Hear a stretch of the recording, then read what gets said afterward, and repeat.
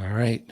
Kel Cal, podcaster, speaker, writer, life transformation and empowerment coach, among other things. Of all those pursuits, thank you very much for being here today. And of all those pursuits, which one occurred first for you? Oh, well, first of all, it's such an honor to be here with you. I'm so excited to connect with you and your listeners. And how did all of this begin? It was my own personal journey of transformation that allowed me to uncover these other gifts that I had to then share through my work, through my coaching, through my writing, through my podcast, through my words. So all of this began with my own personal journey to be able to access that within myself. Did that start like long ago, or maybe not that long ago, but start in the past with writing? Is that one of the things when you were a kid, did you start writing then? Yeah, not really. I honestly I discovered my gift and love of writing when I began journaling in 2018. So in 2018, I made the decision to leave an emotionally abusive marriage and move across the country to restart my life and begin this journey of self-love and self-discovery. And I didn't know what that meant. I didn't know what you were supposed to do on a journey of self love and self discovery, but I'm like, journaling, that sounds like something you would do. So I began journaling, and it was throughout my own personal experience with journaling that I realized I have this love and gift of writing. So I actually just published my first book. It was released on March 12th of this year, 2024. And I initially wrote my book through my journals. I didn't know it at the time because I was just using it as an outlet for myself to process and to create the life that I'm now living. But that was initially where I discovered my love and passion for writing. Did you journal every day or just when the mood hit? Yeah, well, initially I was super type A about it because I was still very much in that hyper masculine chapter of my life where I just had a lot of rigidity in my life. So at first it was like my intentions for journaling are I'm journaling every morning and every evening, and I was very rigid with it. And since then, I have allowed it to be more of an intuitive practice where I do have a process that I use every morning. It's my stream of consciousness journaling, and then I just use it throughout the day. I bring my journal with me everywhere and just always have it with me so that way when I do feel called to write and to share and to express using my words throughout my own journaling, then I have it available. But it's a lot less rigid than it was initially when I began the practice. Okay. So that's like a kind of a Bruce Lee thing where his view was form was meant to be forgotten. So you practice the Yeah. form, and then once you get used to it, it works itself out how it needs to work for you. Yeah, yeah. And I think that's the case with a lot of things in life. And I'll use my morning routine as an example of this. When I first became really intentional about creating a morning routine that supported me and supported how I wanted to show up for the day, I was more rigid with it. It was like, these are all of the things I'm doing. I'm meditating, I'm journaling, I'm doing these other practices. And then it became more of a ritual to where I don't need to necessarily do all of these things in this rigid routine way, but more so I can intuitively connect with what tools I need to use on any given morning to support where I'm at and to meet myself where I'm at so that I could show up in a way that actually is in alignment with the life that I want to live.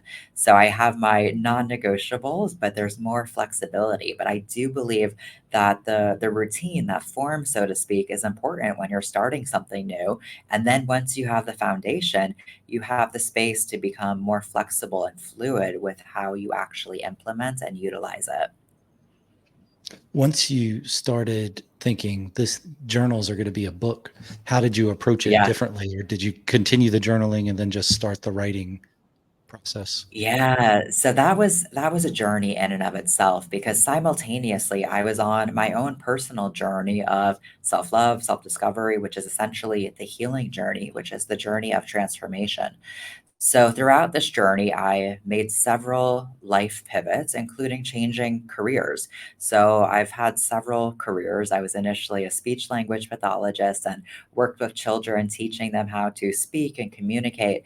And then I got into real estate and built a real estate brokerage. And then I rebuilt my real estate business when I moved across the country after leaving the marriage that I was in. And then I realized that my purpose in life is not to sell houses. I could do it really well and I could make a lot of money because I did and I was very successful, but that's not my soul's purpose. My soul's purpose is to support other people on their own personal journey of transformation and empowerment. So I made that pivot again and I decided to read my original journals just for context in regards to how I actually made the transformation in my own personal life. And it was in reading my journals that I realized a few things. One is how powerful our words are, because throughout my journaling, I would reflect on the future I wanted to create for myself. And I realized as I was rereading my original journals that I was now living that life. I literally created the life that I was living. So it really reminded me of how powerful our words are and that words have energy. And when we direct that intentionally, we can actually use that to create the life that we desire to live. So it was in rereading my original journals that I really realized how powerful writing is. And I had this vision of writing a book for years, and I never actually did it. And there's a reason. So, a lot of the time, we put things off. We tell ourselves we'll do it one day, and then we never actually do it because one day doesn't exist. When tomorrow arrives, it's called today. We can't do anything one day. We can only do it now in this moment. But for me, it wasn't so much like, oh, I'll do it one day, but I was actually still living the journey and the book that I was meant to write. So I moved to Bali in January of 2023. So I've been living here for a little over a year now. And that was part of the vision that I had for myself here in Bali is I'm going to write my book. And I wrote it in 8 weeks, and it was the most beautiful experience to be able to share my journey and the framework that I use to transform my life in every possible way. What kind of writing space do you have? Were you always in the same place when you were putting the book together, or is there a certain way you got into the state of mind of, okay, now I'm working on this book? Yeah, so I created rituals around my writing practice and really made it an intentional and sacred space. So every single morning I had my morning rituals that then created the space for me to actually show up in a place where I was aligned and connected with myself and my truth to then be able to write. And I was very, very consistent. So I showed up every single morning to write and intentionally removed expectations for what the writing process would look like on any given day.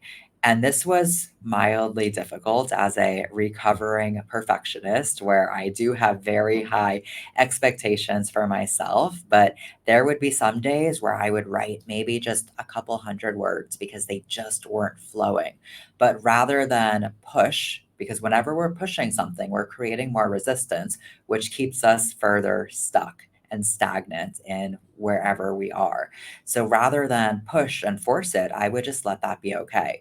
And then I would just show up the next day. And because I was not creating additional resistance, then perhaps the next day I might write a few thousand words because I created the space for it just to flow naturally. So, not making judgments about what my writing practice looked like on any given day, but just knowing and trusting that if I continue to show up, the book is going to unfold. The words are going to be created and are going to be expressed. And I did work with a writing coach. And one of the things that she shared with me which I really, really loved, is the first draft of anything, really, whether it's a book or whatever it is that you desire to create. It's really like shoveling sand into a sandbox. And in order to make a sandcastle, you actually need that sand. So the purpose of the first draft was really just to shovel sand and to actually have that to work with, because then you have the editing process and you get to enhance and further develop the book. But most people who have a vision of writing a book never actually do it. In fact, it's like less than 2% of the people who have the vision or the desire to write a book actually do it. And so often it's because we get stuck. We get stuck in thinking the first draft has to be perfect, or we get stuck thinking that we're not good enough to write it. And ultimately, if you feel called to share something, whether it's through writing or through speaking or through some other creative process, it's because there is at least one person who needs to receive your message, and that is your gift. So if you have that vision, it was given to you for a reason. And the journey to show up for it is your own personal journey, because it's a transformational journey in and of itself to step into that next version of yourself who is the author, who is the speaker, or who is the version of you who's doing whatever it is you desire to do. So you get to become a new version of yourself in the process. So it's a really transformational journey as you are stepping into and embodying your own creative ventures. When you're writing the book and organizing your thoughts, what kind of ways did you do that? Did you outline? Did you use a mind map? Were you doing lists or timelines? Do you have any special way that you helped organize your thoughts for the book? Yeah, so as a coach, I definitely appreciate and can see the value of coaching. So I did work with a writing coach, and it was a really, really beautiful program for me because I wanted to work with someone who has done what I want to do, and that applies to all things in life. And could I have written the book on my own without having a coach? Of course, absolutely. We always can. But when you have someone who has done what you want to do and they could show you and they could give you the support and guidance, it really allows you to use that on your own journey. So for me, the writing program I did, it was a 12-week program. The first 4 weeks was all about the preparation and preparing to write the manuscript. So actually learning about the craft of writing and story arcs and plot lines and things like that to actually create a book that has a really beautiful experience for the reader. And that also included creating different outlines and essentially creating the structure for the book. So looking at, the masculine and feminine energetics that exist, that was more of the masculine part of the process, creating the structure and the framework. And then the remaining 8 weeks was really all about the flow, just the flow of actually writing and really embodying that feminine aspect of just being able to flow and pour into the structure that was created in the initial part of the program. Did you find that you wrote after you got the outline, were you just linear with it beginning to end, or would you go in different sections or finish a section and maybe eventually move that around in the final draft, or how did you do the Yeah. order of it? Yeah, so for me, it was very much linear. And under the recommendation of my writing coach, she said, do not go back. Even if you think of something else that you want to add to like a previous chapter, put that in a separate document. We can look at where that fits in later when you begin the editing process. But she said, do not look back. And remember, it's about shoveling sand. And if we get stuck on each specific grain of sand, we're never going to have enough sand to actually finish the draft. And I believe that's probably where most people get stuck in the forever first draft and never actually finish it because, oh, this needs to be added in. I need to go back to that chapter. and they keep going backwards in the process rather than just moving forward. And knowing that this is just the beginning. Once we have that first draft, then we could go in, we could add other things, we can move things around, we can shift, we can make those revisions. But if we don't have that first draft, then we can't do any of that. So it was really challenging to not go back, especially, once you are in that creative mode, you start to have other things that come to life and you remember, oh, I should have included that and I forgot to mention this. And it was really, really challenging to resist the urge to go back and to add and to change. But that's not the point of the first draft. It's not to revise and to edit. It's to create the original manuscript.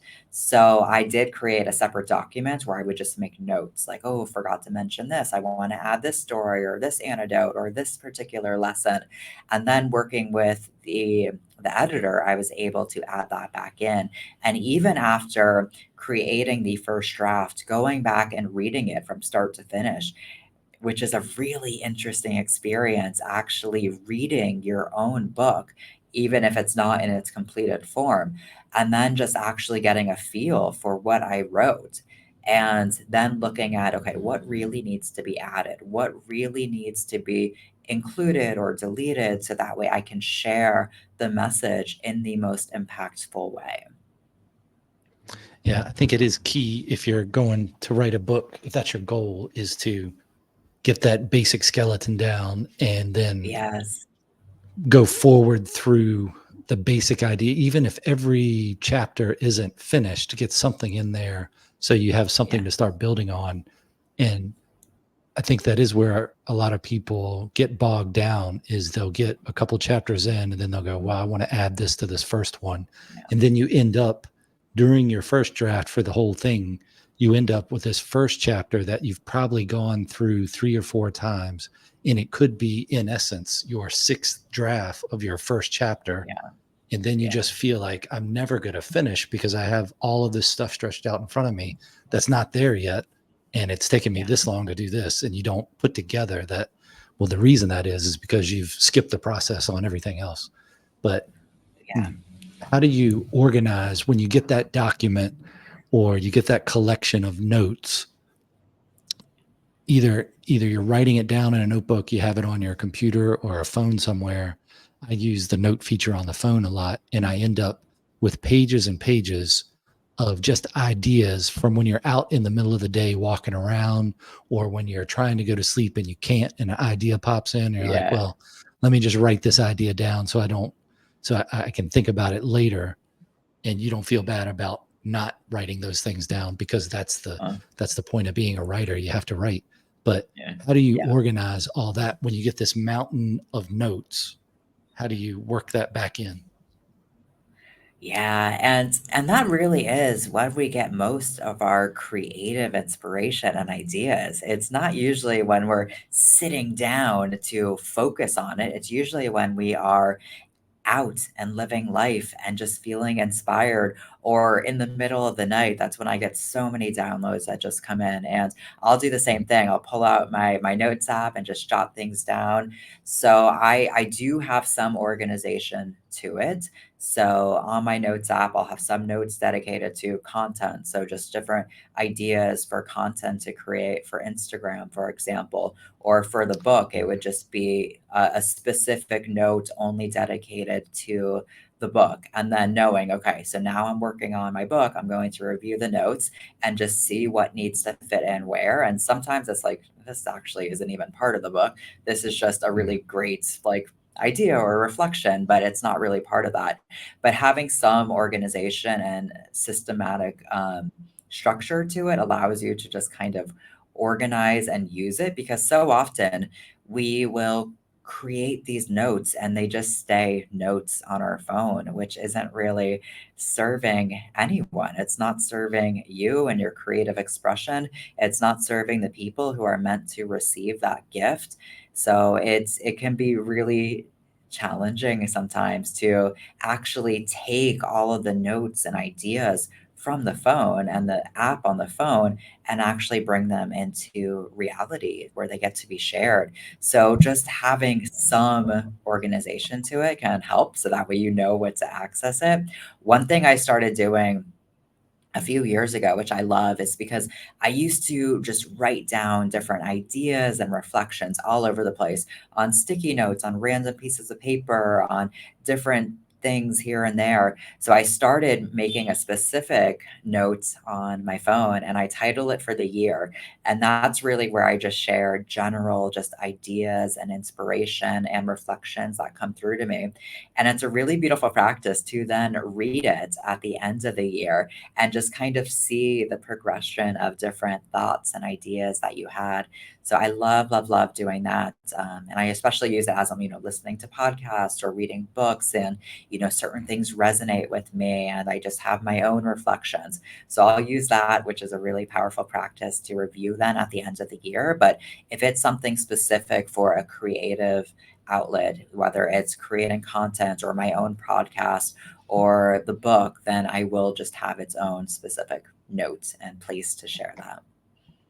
Yeah, I think I would call that micro journaling, where you're like you have an Yeah. occurrence at some time during the day and you just got to write that down.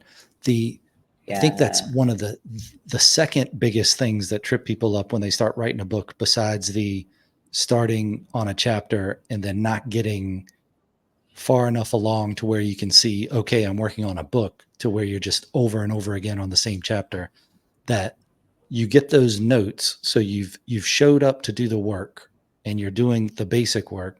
And then you have wherever creativity comes from, that those ideas that are entering your mind throughout the day when you're not thinking about them. And then you're thinking about them. You write those down, Yeah. you end up with those little notes in all those little folders or however you're going to do it. And I think that's the second thing that trips people up, because then they look at that and they go, I've got 20 pages of notes, and some of them are great ideas. Some of them might be nothing. Some of them might be about something else. And organizing that for me is always the daunting part. Like you'll end up with those 20 pages of notes in your phone and then you email it to yourself because you're like, I don't want to lose that. If I hit the Yeah. wrong button on my phone and the notes are gone, I'm not going to feel good about that. I like that the iPhone came up with a thing where you can undo erase on your notes recently. So that's a nice Yeah. update. But usually I'd email it to myself with the date and just say notes, writing notes with the date. And then I'd put it on the computer because I found it's easier to deal with because you can see it a little better than the phone. I'd print it out and then I would cut all of the different lines into little strips and put them in piles of what I'm doing. So if this is a science Mm. fiction book, then that's over here. If this is a conversation or some sort of dialogue in a different book, then I put that over here. If this is poetry, I put it here. And then you can kind of hone in on what you want to work on at any given time.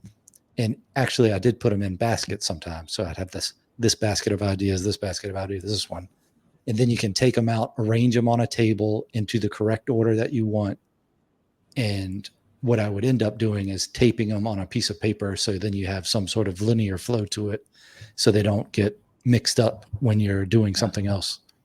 And you can always rearrange Yeah. them. But I found that easier to do in real life, like with paper, than doing it on the computer screen. And I'm sure different Yeah. people handle it differently. But that really changed my ability to harness all those notes because they build up on you quick, and Yeah. you got to get them into the right spot. Yeah, and then it becomes this daunting task of like just sifling through all of them to actually find what you need. So that's great to be able to then make it more tangible also and to actually just fully see, no, this is related to this is related to that, and to be able to create some tangible organization to that. That's awesome. Yeah. And I still have in the notes, I'll have a different folder or page for it to where you have like, this is story ideas, or this is the thing I'm working on now, or this is just general ideas. And and then I have one that's quotes, but it's not quotes from famous people. It's quotes from people you hear every day. So if somebody says something that I'm like, oh, like was talking to my dad one time. I got there from flying from the West Coast back to the East Coast, and he goes, "How was the flight?" I said, "It's okay as long as you fly first class. If you can't get there in first class, you can't get there." And he goes, "Well, you don't look very first class." And I was like, "Oh." So I was like, "That's a good quote." So I got that written down, time and date. You don't look very first class, and then my dad's name. So you have all that list of things from people in your life, strangers or people you know, and you hear it and you write that stuff down. But that's good to go back and reflect on too, and it's in its own little Yeah, place, so it doesn't get lost in everything else. But yeah, yeah, I think that's what keeps that creative spirit close to you, so you can write. It's that you might not be walking down the same path in this area of creativity about a book you want to write, but you're in the area, so those creative forces recognize that you're there, that you're putting out the yeah, effort, and you're listening. And that's when I would say the listening is when you write it down, and then the hearing and understanding what you have is when you organize it and put it in the spot you need to put it in. So yeah. that's what gets me through books, I think. How do you maintain your drive once you start writing to get through the project? Oh, well, for me, I mean, I say I did not write this book. This book wrote me. This book truly is an extension and expression of my heart and soul. And there was no way that this book could not be created and brought into the world. Like it truly is aligned with my purpose. And that just needed to happen. There was no alternative. It's like this is just happening. It's already done. It's just a matter of me showing up for it and me truly being the vessel for it to be shared because it was just an expression of myself. And it's so interesting because now that my book is published and I'm seeing people holding it and reading it and, sharing, their experience reading with it, it's so surreal. But in my mind, I've been an author for years already. So it's like it was just a matter of time before it actually became tangible in this current reality. But sometimes I forget, like, oh, I'm not a best-selling author in this reality yet because in my mind I have been for years already. So it's interesting dynamics to experience, like seeing it actually become tangible because it's been so real to me. And visualization is such a powerful practice to actually see what it is that you are creating because we are always creating. We're creating our lives, we're creating our reality, we're creating books, we're creating art, whatever it is. We are creators. And the more that we can actually connect with ourselves and connect with our truth and live in alignment with that and have practices that support that, the more that we're able to access and connect with that creative power within us. Do you think that there is creative power that we manifest ourselves? So through our experiences and just life, and could there be some sort of creative force outside of ourselves also that sometimes we tap into, that maybe that's when you're talking about you write 100 words and then you stop because you feel like you're pushing too much? Is that the difference? For me, that's what I feel is I can tell when I'm writing versus when I'm the conduit for something else, that it's you're more like a translator of something from somewhere else, especially during poetry. I feel this even more than writing Yeah. regular prose. But what's your thoughts on that, those origins of creativity? Yeah, so it is our connection to the higher power that is, whether you want to call it God, spirit, source, the universe. It's all just semantics, but it's our connection to that. And that's within us. So it really is connecting to that higher power that exists but is also within us. And that connection may deviate from day to day. That connection may deviate depending on our own personal factors, our nervous system, what else is happening in our life.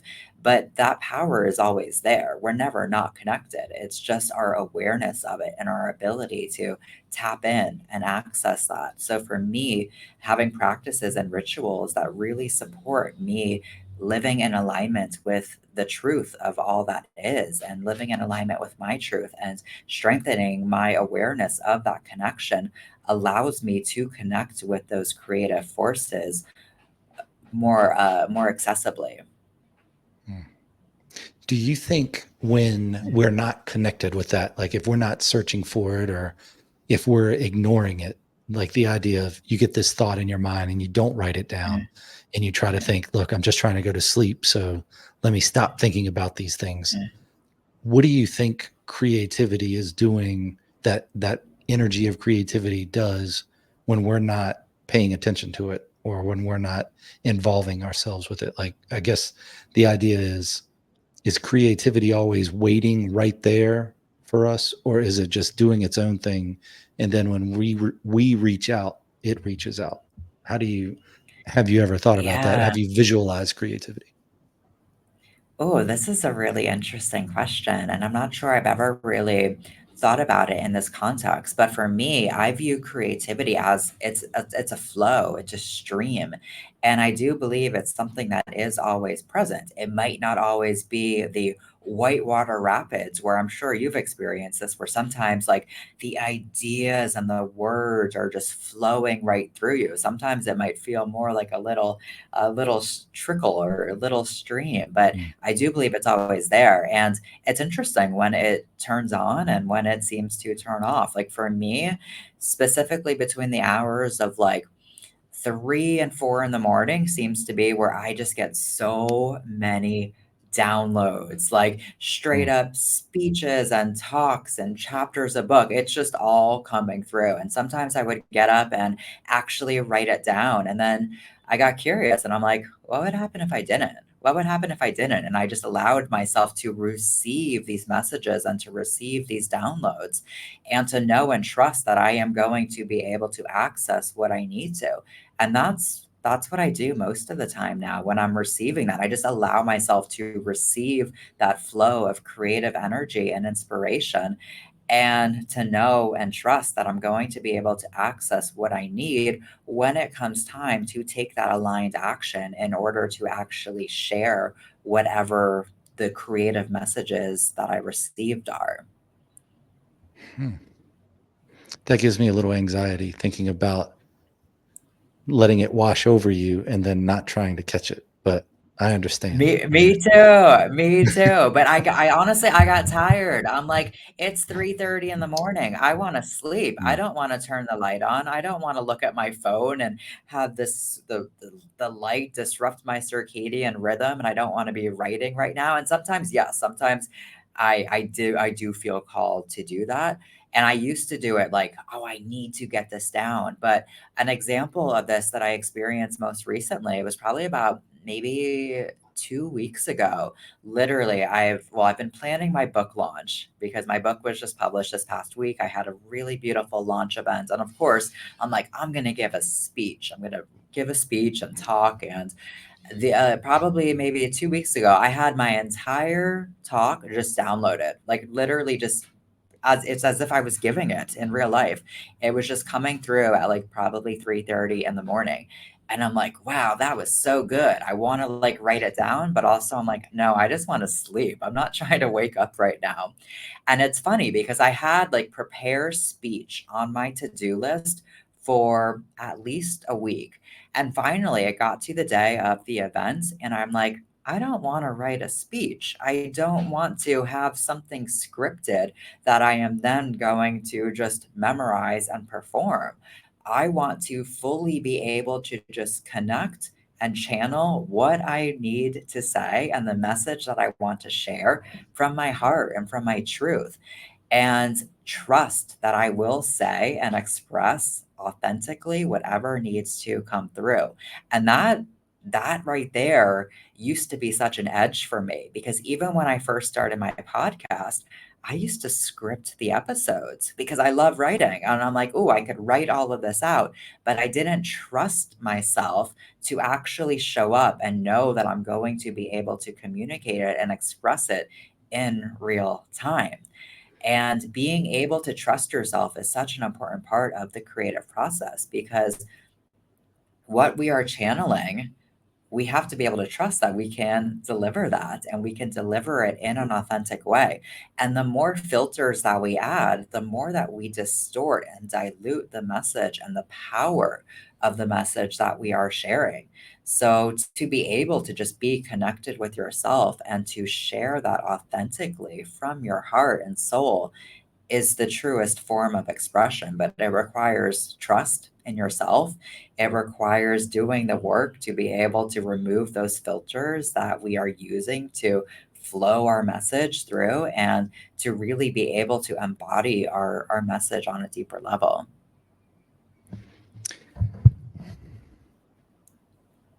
I like that. I like the visualization of creativity flowing somewhere. I think that's good. Yeah. I think that's why a lot of people feel like they get better ideas when they're in the shower, or they sound better Yeah. singing when they're in the shower, or whatever, because you have that connection to some sort of, I guess science would call it negative ions in running water, but maybe it's something more primal and more misunderstood or not understood than that.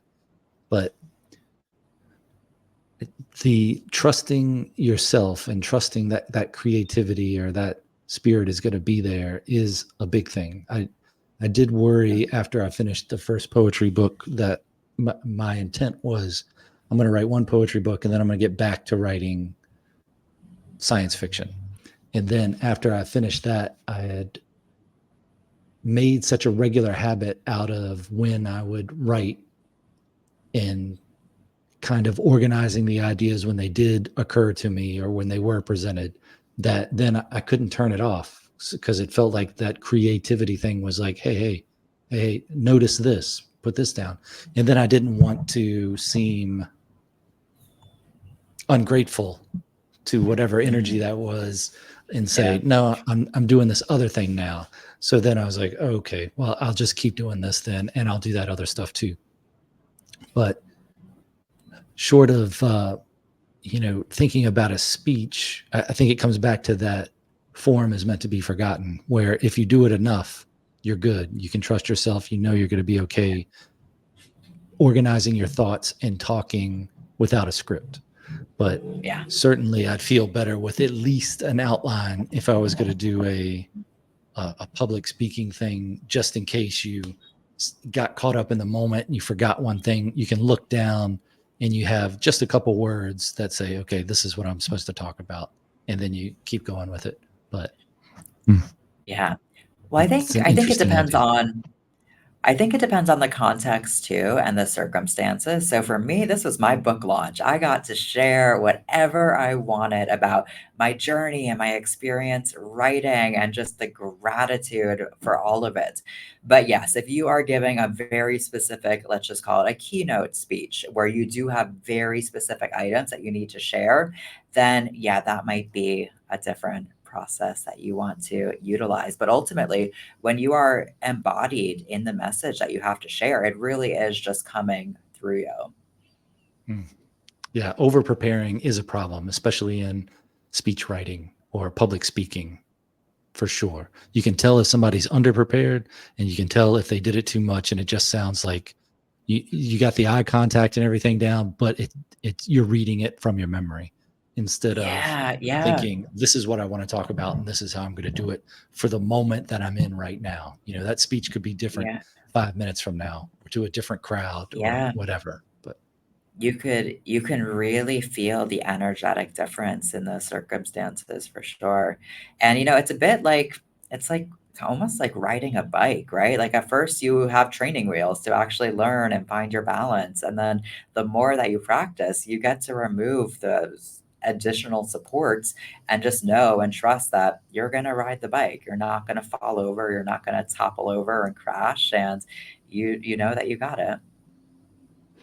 yeah, there's this might be a little digression, but with learning how to ride a bike, they have those things called sidewalk bikes or something like that. But they don't have training wheels. They're two wheels. It's a small bike, and there's no pedals on it, and you just run, and then you coast, and you run and you coast, and the idea is you get better at balance quicker with that than you Mm, would pedaling and using training wheels. And I've yeah, seen kids learn on on the sidewalk bikes. I think that's what they call them, something like that, yeah. where they're just running along and coasting. And it does make sense. I didn't learn that way, but it would be interesting to compare and contrast that somehow if you could, Yeah. you know, forget how to ride and then learn how to ride again. Yeah.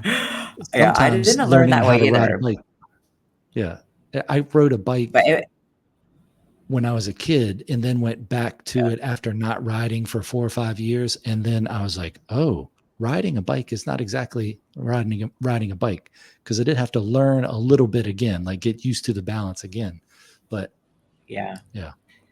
And yeah, I actually feel like that probably would be a more advantageous way to learn because you kind of become dependent on the external supports of the training Mhm. wheels without learning your own inner balance, which happens in life a lot too. We become dependent on things external of ourselves, and it almost becomes a crutch rather than creating that internal stability within ourselves, which we all have if we're able Mhm. to develop. Yes, the crutches of life. Mm. Yes. So, when you were when did you start doing public speaking? I would say it initially started with my podcast, which isn't the traditional on stage with a microphone, but it's me speaking and sharing my voice. And since then, I've had various opportunities to speak at different workshops and events, and it kind of just unfolded and happened naturally the more that I continue to show up and use my voice. And that's how we create opportunities for ourselves because action creates momentum. And so often we are waiting for external forces to create momentum in our life. And we're waiting for things outside of ourselves to create those opportunities. But really, we create opportunities by creating momentum. And when we create momentum internally, that's when we're really able to connect and utilize our own inner power to create the opportunities that we desire. So the more that we actually show up and do what we desire to do in any context, the more that we're going to open up those other doors and platforms. That saying, I'm not sure who it's attributed to, is strike while the iron's hot, but the other one that I like is don't strike while the iron's hot, make the iron hot by striking. And I can't remember who that's attributed to, but that's a fun little thing to think about sometimes, because then you think, Yeah. wow, how much do I actually have to hit something to make it hot to be able to form it by striking it? But maybe that's getting lost in the idea a little. When you started podcasting, how did you decide the format that you were going to do for your show? Yeah, it's interesting because I had the idea to start my podcast and it was December of 2021. And initially it was because I would say it was summer of 2021 that I realized like my soul's purpose and I began to create my online business. And I realized if I'm going to create an online business, I need to get comfortable actually being on video, on camera. And I hated it. So I made a commitment to myself that I'm going to practice this. I'm going to show up on my Instagram stories every single day and do a face to face video recording. And it was so painful at first. I literally had to like force myself to show up and have that face to face recording to share, but I'm like, no, if this is my purpose, I have to show up for it and I have to practice it because I truly believe it's a skill.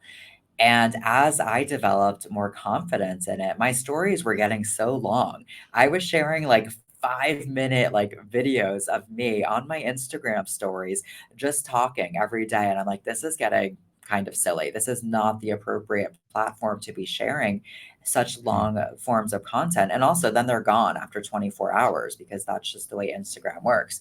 And I'm like, oh, a podcast. And I'm like, oh, but I don't know how to start a podcast. I've never done podcasting before. And I'm like, awesome, another life goal that I don't know how to do. But I'm like, all right, I better figure it out. So I had the idea to start podcasting and to create the podcast. And the first thing I did, I do a Google search. What's the best podcast microphone?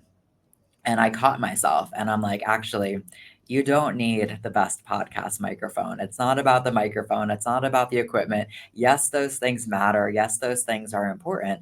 But for myself, I like to describe myself as a recovering perfectionist. I get fixated on the details. I need to have all the perfect things. And it really is just a distraction because ultimately you don't need the perfect equipment. You just need to show up. You just need to get started. You'll figure out those details as you go on. So I was probably about like the second page of the Google search for the best podcast microphone. And I'm like, oh, I see what's happening. This is a distraction to actually Mm. keep me stuck from actually showing up and doing the thing. And then I was like, remember that little clip on microphone that you got a few months ago because you were going to start creating YouTube videos and you never created the YouTube videos? Well, that's the microphone you're going to use to start your podcast. And I literally recorded the first episode with a clip on microphone. And I realized about halfway through that I was holding it. I didn't even think to clip it on. And it was just so ironic, but I'm like, oh, it makes sense. All you need is a microphone. You just need to show up. You just need to get started. And that's what I used for the first few episodes. And it wasn't until I got asked to be a guest on another show where I'm like, oh, actually, now is probably a good time to get a more official microphone because I don't want to show up with my clip-on microphone. And now is Mm. the time where I'm actually doing the thing. Now I can look at the details to see how to enhance it. But so often we get stuck on all the details and we need to have it all figured out. And it's like, actually, show up, take that next step, figure it out as you go, because otherwise we get stuck. And sometimes we get stuck and it's a distraction and we think we're actually making progress because we're learning, we're researching, and we get stuck in the land of learning of how to do something that we never actually do it. But it's really through actually learning, taking aligned action, taking that next step that you figure it out as you go. And so often we think we have to have it figured out from the start, but that's not how it works. And you have to be willing to be a beginner. If you are going to create anything, you have to be willing to be a beginner, which means you have to be willing to learn as you go and make mistakes. And I'm using air quotes because there truly are no mistakes. There's just lessons to be learned. And the more mistakes that you can make, the quicker you can succeed because you're actually learning massive amounts of lessons that are going to pave the way to create whatever it is that you desire or have envisioned for yourself. Yeah, it's like a college course, really. That you're just doing it, so you're learning while you're doing it, and then Yeah. instead of paying, for a couple credits at a college to do it, just start doing it and just think, what's that next thing I need? How am I Yeah. going to record it, and where am I going to post it, and all these other things. What did you start off with, a video podcast? No, no, just the audio. Is your podcast video now? I was listening to your No, latest but I'm one. like, I know, but now it's like, oh, I am feeling like I'm getting lots of messages that it might be time to bring it to the next level and upgrade the show and incorporate video. Yeah. I, I think it's nice because you can listen to it if you want, and then you also have the visuals if you need to. Like if you had to show Yeah. something, you can show it. So if somebody's listening and they're outside cutting the grass or doing, some manual labor, then you just listen. Or if you're riding down the road, you're driving or whatever, you can listen. But then Hmm. you have that extra thing to do. I'm disappointed sometimes when I listen to other podcasts and they talk about, look at this, or they show a clip and you're like, I'm missing out on that. But sometimes when they get published in their video podcast, they don't get published as a video podcast everywhere. And I Mm. listen to most of the podcast I do through Spotify. I just like that platform. And YouTube, Yeah. usually you have, if somebody has a Spotify one, it's on YouTube as the video if they do video podcast. Mm, And then you have to go find it on YouTube, look it up, and then just to see the clip. So yeah, I would recommend if you're going to do the video, then do the video on every platform that you can. yeah. And I think you use Buzzsprout. It looks like one of your links has the Buzzsprout one. Yeah. Yeah. What's your experience with that? Because right now, all I do is do I publish it on Spotify and YouTube, the whole one, and then do Mhm. clips on a YouTube clips channel, Instagram, and X. But how do you like Yeah. the Buzzsprout? Yeah. So I did do some initial research when I was creating my podcast because I'm like, well, how do you even get like your podcast episode to Apple and Spotify? And Buzzsprout was one of the recommended platforms. Mhm. And it's the only one I've ever used. I don't really have anything to compare it to, but it's done what I've needed it to do. And Yeah. it works for me now. And, in the future, I will have a podcast manager and a team doing it for me. But for now, it's me creating all of it. So it hasn't really been something that I've explored using other platforms yet. But when the time is right, it's something that I know will expand. What do you use to record? Does Buzzsprout have its own program that you record it into, or how do you record it and then do you transfer it? You're gonna laugh. So I still to this day I use my phone for Okay. most of my episodes. So for me, I love, love, love the storytelling aspect of my show. Like I love storytelling. So the premise of my podcast, it's all about me sharing my personal life lessons, and some of them are from the past. A lot of them are happening in real time. So I will just share different experiences that I'm having in life, and my intention and purpose in life is to use every moment as an opportunity to discover and learn more about myself and to step into more of my truth. So I learn a lot about myself on any given day, and these are the moments that I'm sharing to create new perspective for people. And I feel like people really learn when there's a story involved. It makes it more relatable and it can resonate with you. Even if it's not something that you've experienced directly, it might be something similar. So I love the storytelling aspect of just sharing what's happening in my life and then transitioning into the life lessons that I'm learning and the perspective shifts that I've had. So I initially started just using my phone, and that's what I still use, which is proof that you do not need fancy equipment to have a podcast. Now, I do have guests on the show from time to time, and it's challenging because every time I have a guest episode, I'm like, wow, I love the conversations that I get to have, but I also love the storytelling aspect of my own solo episodes. So I just use Zoom. I use Zoom for the video and for the audio, and I extract it. And is it the absolute best quality audio ever? No, it's probably not, but it works for now. And we can get so caught up on we have to have it the best, but it's like what works for now, and then how can we elevate and just raise the standards? But yeah, it works for now. Yeah, I was when I started, and I haven't been doing it as long as you have. I was looking for what is the easiest to do with a little bit of technical knowledge, but not a whole lot. Like I don't want to have to Yeah, remaster and match up video and audio. How can I just yeah. have one that's all together? And StreamYard has worked well for me. I looked at some other ones that had maybe more features than I would need. And then I was like, well, Mhm, this seems like it's the one. And I paid to get it. They have a free version, but the paid one is offers a couple more things, a little more storage, and you don't have the StreamYard logo across your stuff. So mm, I like that. yeah, But it's I just do it on there, and then within that you can do clips from it, and then you post it on. I just post it directly on Spotify and YouTube instead of going through a service like Buzzsprout. Yeah. I think that's a good idea. I just didn't want to have. I wanted to get better at it before I did wider distribution of it, and I want to, and then Mm, see if you're going to stick with it. It's one of those things of.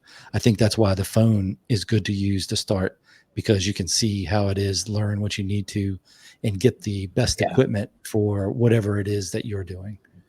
And Yeah. yeah, it's. I think you just find something that works for you, and then learn how to use it, and you're in good shape.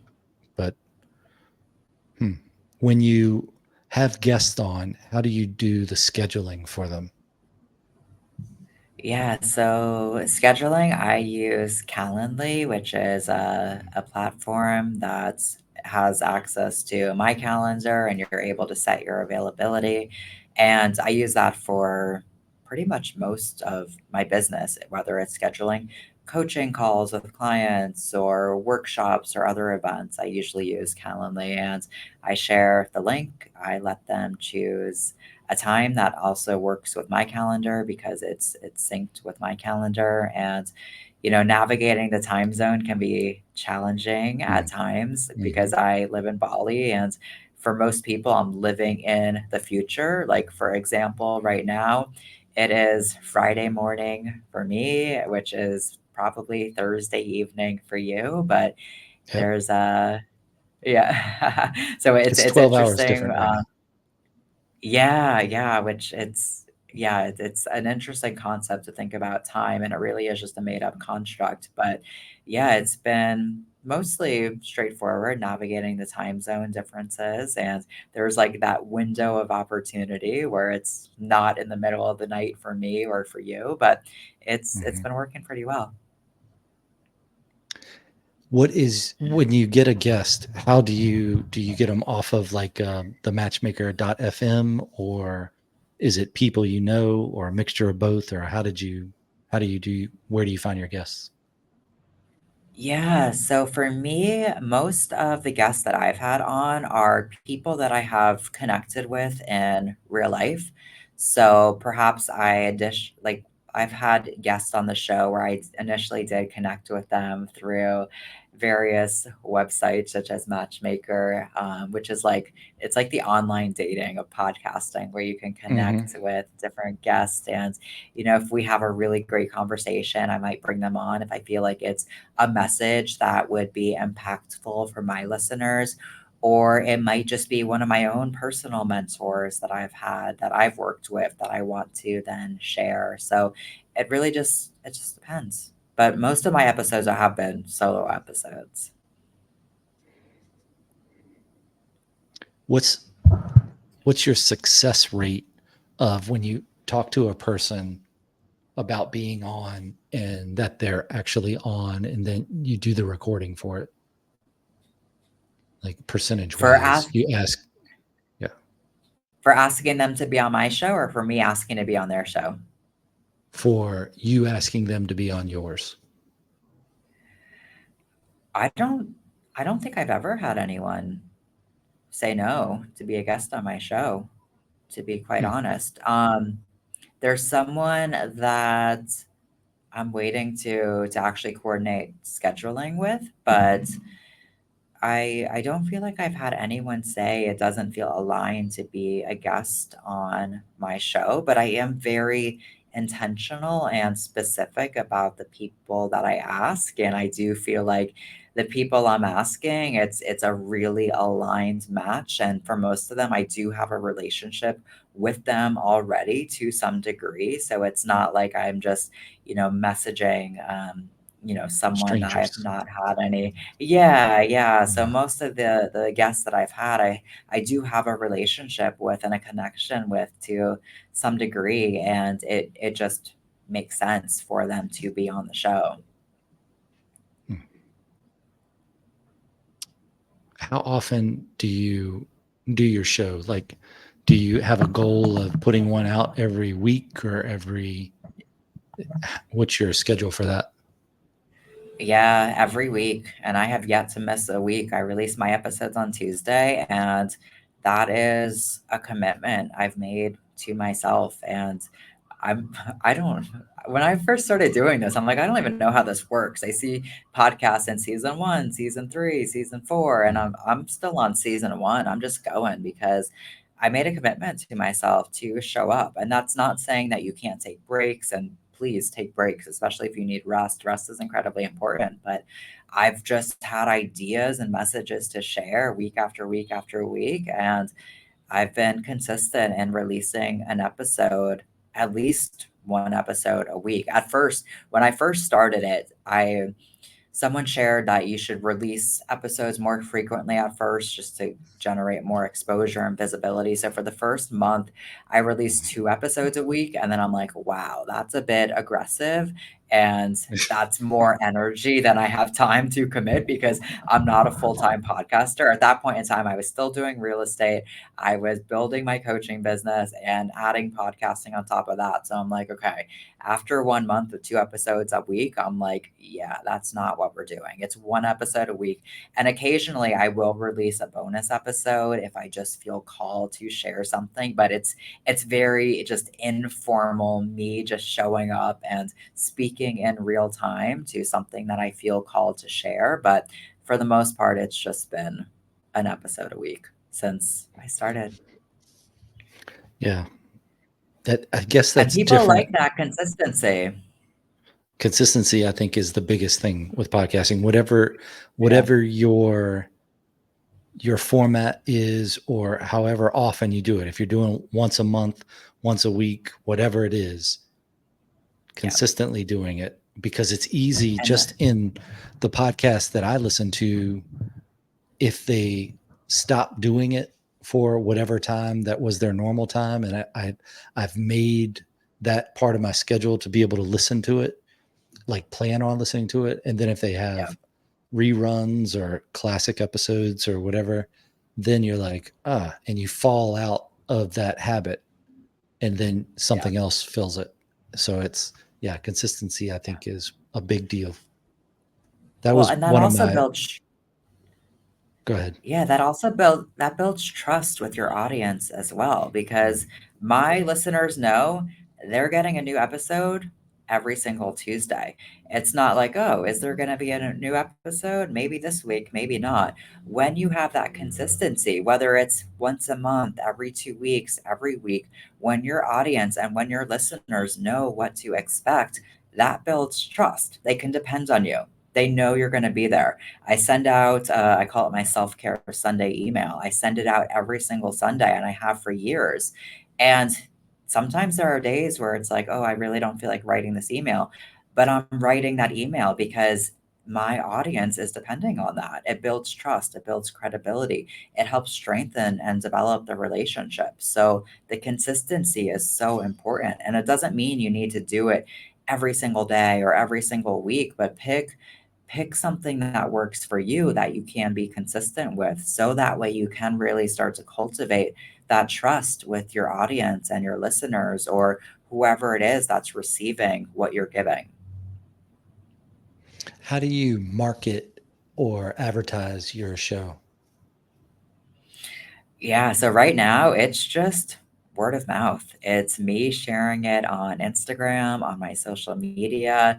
It's connecting with other audiences, other podcasts, other people that I'm creating relationships with, and just allowing it to grow organically. And are there strategies and ways to have it grow faster and more rapidly? Absolutely. But for me, like, there's lots of different puzzle pieces of my business and what I'm creating. So I have my coaching, I have my podcast, I now have my book and speaking and workshops and other things, different things that I host.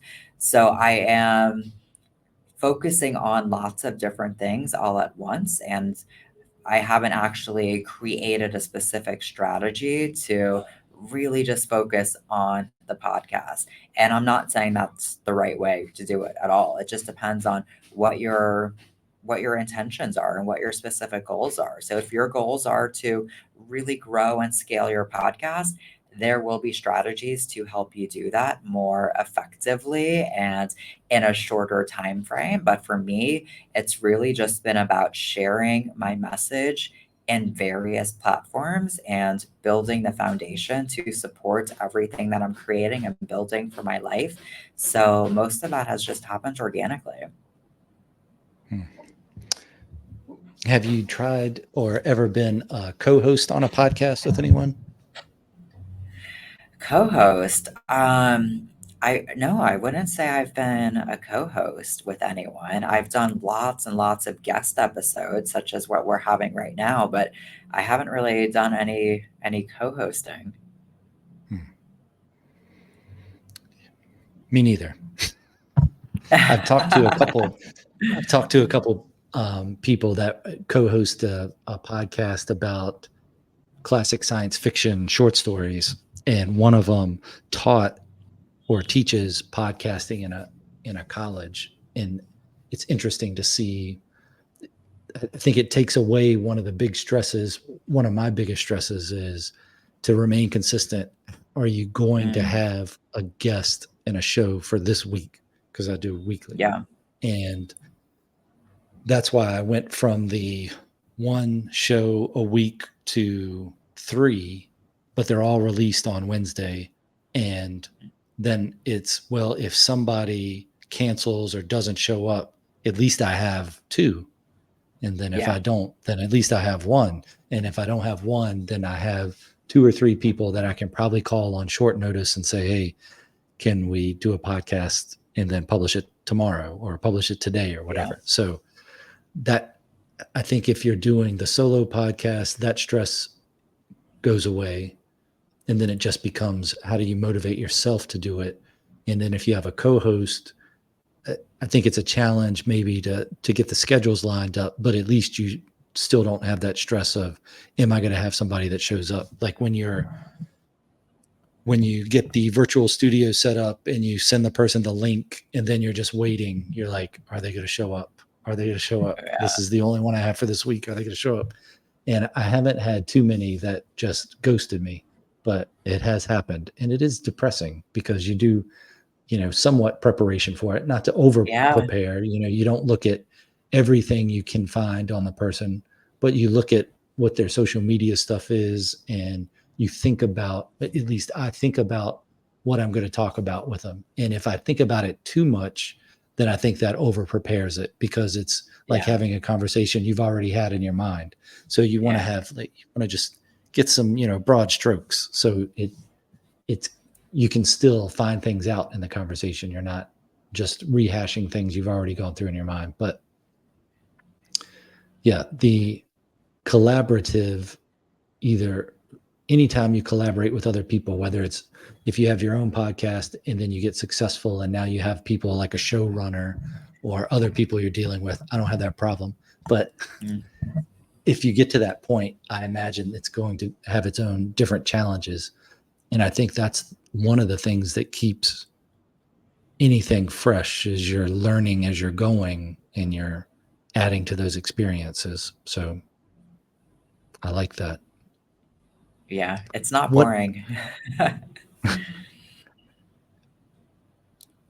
When you're getting ready for your show, how do you prepare? Like, 1 week out, what do you do?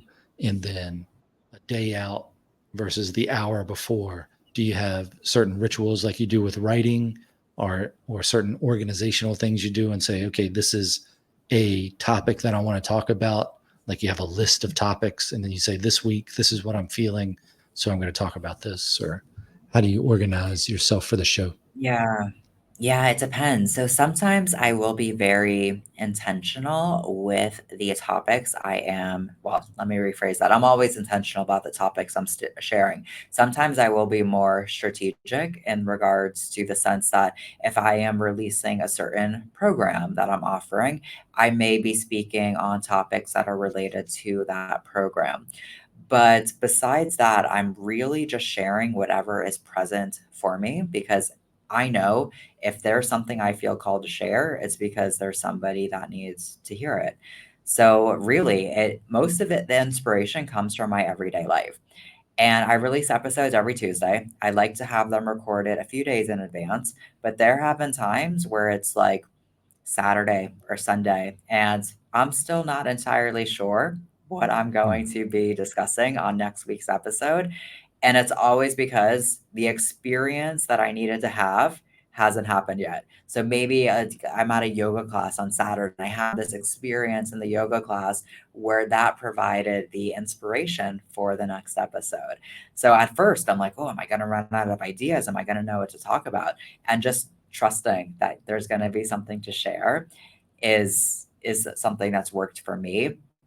And I do have a list of just different topic ideas of things that I feel like would be powerful to discuss.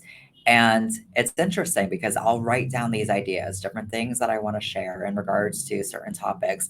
And then I'll have the experience that is the perfect segue to then share the perspective or lesson that I want to share. So it's kind of both. So I do have a running list of different topics that I do want to share and discuss, but a lot of it is just like, wow, that experience just happened and it created this perspective shift and it really allowed me to see this lesson in a deeper way. And that's what I'm going to share and that's what I'm going to talk about. And I have basically just an outline that I use because my structure for my episodes is mostly the same. If you've listened to some, you've probably noticed that, where I'm doing my general life updates and then I transition into the teachings and the messages that I want to share. And then I end with some journal prompts because journaling has had a huge impact on my life, as we've discussed. And I like to be able to share that to allow listeners to reflect on whatever it is that I'm sharing in deeper ways. So all of that I do think about in advance, but mostly I just create an outline and that's kind of the framework that I then can just show up and speak on. If I'm having a guest episode, yes, that definitely requires preparation as well because you want to have a good understanding of who the guest is without knowing every single detail about them because there's lots of information about people that's available, and just having an idea of perhaps which direction you want to help the conversation unfold in. So that's something that I prepare for as well with guest episodes. Just thinking about, what do I want to ask them? What do I want to know? What do I want them to share and to talk about? But ultimately, with guest episodes, it's always there's this beautiful organic unfolding that gets to happen and be co-created. Yeah, it's that the connection of conversation. When you're Yeah. journaling, do you ever feel like Doogie Howser? Do you What do get you that? mean? Like, do you? I don't know if you're old enough to know that show, but Doogie Howser, I MD, know this show. where where he's at the end of each episode, he's entering into his computer his journal for the day, and it has the voiceover while he's typing it. Like, do you feel like that when you're journaling? Does that thought ever So come into your mind? sometimes it's interesting because in the morning I'll do my stream of consciousness journaling, which is really me just being a channel and connecting with my higher self, with the higher power that is, and just allowing it to flow through me. And I've received so many beautiful messages and so much guidance from that. And sometimes it will just be kind of giving like a recap of my day. And I'll call myself out sometimes because I'm like, why are you talking about all of the things that you did today? This isn't like a recap of the to-do list. Let's talk about how you felt. Like, what did you experience today? What was it really about? Because it's cool that you went to yoga and you had a client coaching call and then you recorded a podcast episode, but how did it feel? What was coming up for you? What was that like? So sometimes I do need to just kind of remember, like, what do I want to express in my journals? Because it really becomes a place to express and release. And it's also essentially documenting your life. And also it's Mhm. creating your future reality as well, because you're able to create clarity in regards to what shifts and adjustments you need to make and what it is that you're creating for yourself in your life. You talked a little bit about how thought affects reality, but Yeah. how do you, I don't know if the word is recharge, or how do you look after or take care of that creative part of you or the creative connection, does yoga and meditation, is that part of it? Or do you have things that you do that kind of reinvigorate the spirit, I guess? Yeah, so for me, it is that connection to myself, to my truth, and that is our connection to our intuition, to our highest self, to the universe, source power, the higher power that is. And the more that I create practices to intentionally connect with myself through meditation, through journaling, through other rituals that I've created, through embodied movement and intuitive movement, the more that I'm able to have that connection with myself. So, intentionally taking time to connect with yourself is so, so important to be able to access creativity in any form. And then sometimes when we have too much structure in our life or too much rigidity, we're blocking that creative flow as well. So sometimes it's about letting it all go and just having fun and just doing whatever feels alive and expansive. So it's a combination of both, of having consistency and commitment to the practices that allow you to connect with yourself, and it's going to be different depending on who you are, and it's going to be unique for you, but there's definitely ones that have common themes, such as meditating. I mean, for me, that's truly connecting with myself and creating more awareness and allowing me to receive messages. It's also through journaling, it's through movement. And having those practices intentionally allows me to connect with myself on deeper levels. When you meditate, do you visualize a place or anything? Like, does meditation take you somewhere, or what's going on when you're doing that? Yeah, so there's so many different modalities of meditation, and sometimes I will use guided meditations where they are leading you through the experience. In the morning, for my morning meditation practice, it is unguided. So that just really is me connecting with myself and noticing my thoughts, because there is a misconception about meditation where it's like you're not thinking, and the mind's job is to think. So there will be thoughts and it's about noticing them. And yes, there will be times where the thoughts truly just stop and cease to exist and you're just fully immersed in presence. But that's not always the case. Sometimes it's just a matter of noticing the thoughts. And there are different techniques that I use depending on the day. Sometimes I will repeat a mantra in my head. Sometimes I will just listen to a specific sound in my environment. Sometimes I will do a body scan or connect with a specific sensation that I'm experiencing my body. So there's lots and lots of different techniques and practices for meditation. And it's just about finding one that works for you. When I first started my meditation practice, I used guided meditations that felt a little bit more accessible, especially because when I felt called to begin meditating, the thought of sitting still and of being alone with myself and my thoughts sounded like an actual nightmare. But I really felt called to begin this practice of meditation, especially since all of the mentors that I started working with, and by working with, I mean indirectly, Dr. Wayne Dyer, Eckhart Tolle, Gabby Bernstein, they're all meditating, and Deepak Chopra. And I'm like, all right, I guess I'm going to start meditating, because if these people who are living lives that I aspire to live are meditating, then there's something to it. So I kind of had to force myself to start meditating, but it has been just a really, really important foundation of the life that I now live. Nice. Do you think that that creativity for different things, whether you're podcasting or writing or speaking, do you think that there's different types of creative forces at work for different things? And maybe it's part of, obviously, or maybe not obviously, all part of one eventually, but do you think there's like different specialties of creative forces that you have to or can get into contact with if you're preparing to talk or preparing your podcast or writing or journaling?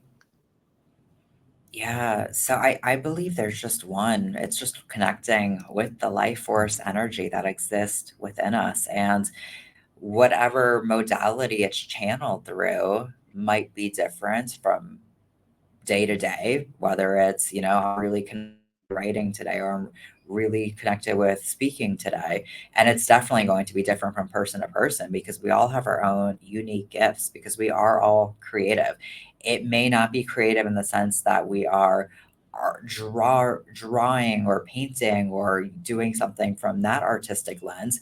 There's so many different platforms to express our own unique creative gifts, but it comes from a connection with our life force energy. And the more that we can cultivate that connection with our own personal power and our own energy, the more that we can channel it to these creative outlets. And that also requires us to notice how we are draining that life force energy. So if we have things in our life that are not supporting or in alignment with ourselves, if we have things that are draining our energy, then we're not going to be able to channel that energy into creative expression and to creative ventures. So, really being aware of what's draining your energy is important to then be able to connect with your energy. And we are all creators. It's just our connection with our own life force energy. And that's how we're able to create the life that we want to live and to be able to share our gifts, which is creation. But we are honestly conditioned to disconnect from our own personal power. And we live in a society where everything is competing for our energy, and there's lots of things that are draining it.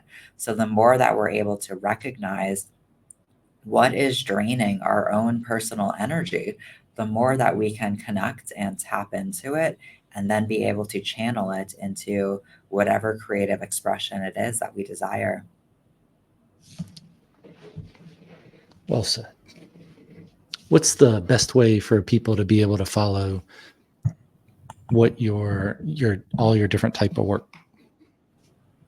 Yeah, so Instagram is probably the best way to connect with me. It's I am Kel Cal. And I also have my podcast, Dear Dumb Bitch. My book is available on Amazon as an ebook and paperback. The title is How I Cured My Resting Bitch Face, Your Guide to Stop Settling, Fall in Love with Yourself, and Create a Life You're Obsessed with. So those are the best ways to get in touch with me. Okay. I have those links, I think, and they'll be in the show notes for anybody that wants to go directly to them. They'll be able to click on them. I think there'll be hyperlinks. Amazing. What is the thing that's taking up most of your time right now then? Oh, right now, it has really been creating my book and birthing it into the world. And it's interesting because my book was published this week, actually. And I caught my mind going to, well, what's next? What's next? Because we're really conditioned to always be focused on what's next. And it was like, no, let me pause. Let me just really be in the energy of what I created and embody it and allow myself to experience this moment without focusing on what has to be next. And I think it's really, really important because for people who are ambitious and have lots of ideas and goals and dreams that they want to share and create, it's easy to always be focused on what's next, but then we never actually arrive. So when we do have these milestones, being present with them, celebrating them, allowing yourself to really embody the power from your creation because it's never about the outcome and always about who you become along the way, and allowing yourself to step into that next version of yourself is really important to then access the next level of whatever it is you are creating for yourself in your life. Okay. Well, I'm following you on Spotify for your podcast, so I look forward to listening to more of those episodes. I'm going to fit them into to my schedule. So that's Amazing. thanks for making that material. I'm going to check it out. And the links will be again in the show notes. Thank you very much for your time and your conversation. I don't want to take up your whole day. I know you got other things going on over there in the future. So I really appreciate your time. And do you have any thoughts or closing ideas? Yeah. So, first of all, thank you. I really enjoyed our conversation today. It was really great connecting with you, and I've loved our conversation. I'm excited for all of the listeners to hear it. And I would say so often we think that we're not creative in life, and we are. We all have access to creativity. And if you feel called to share something, it's because there's at least one person that needs to hear it. So, that gets to be a really beautiful journey of discovering your gifts for what you have to share with the world. So if you feel that call to share something, then I hope this empowers you to just take one step towards actually sharing it and making it reality. Very nice. Very nice. Well, I appreciate your time, and I'll talk to you on the other side of this musical exit. Yes, it's chat soon. All right. Thanks.